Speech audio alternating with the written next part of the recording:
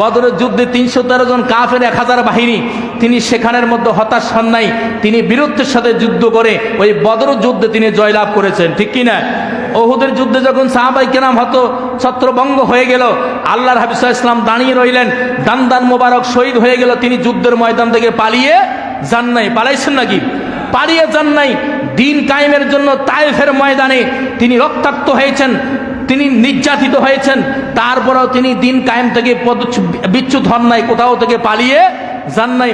রাসূলুল্লাহ সাল্লাল্লাহু আলাইহি ওয়াসাল্লামকে মক্কাতে কত নির্যাতন করা হয়েছে, এমনকি তাকে হত্যার পরিকল্পনা করা হয়েছে। তিনি মক্কা ভূমি ছেড়ে তাদের অত্যাচারে তিনি মদিনাতুল মুনাওয়ারায় গেছেন। যাওয়ার পরে যখন তিনি 6ষ্ঠ হিজরিতে উমরা করতে গেলেন, তখনও তাকে মক্কায় ঢুকতে দেওয়া হয় নাই। তিনি সেখান থেকে হুদাইবিয়া নামক স্থান থেকে ফিরে আসলেন। 8ম হিজরিতে 10,000 সাহাবায়ে কেরাম নিয়ে তিনি আবার রওনা হলেন।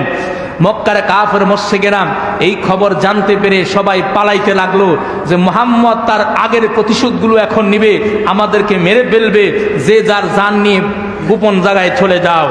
কিন্তু আমার নবী প্রতিশোধ নেই নাই। তিনি ঘোষণা দিয়েছেন, ইজহাবু ফাআনতুমুত তুলাকা, হে মক্কাবাসীরা, যদি আমি তোমাদের মতো মারের বদলা মার দিতাম, আঘাতের বদলা আঘাত দিতাম, তাহলে তোমরা আর আমার মাঝে কোনো পার্থক্য হতো না।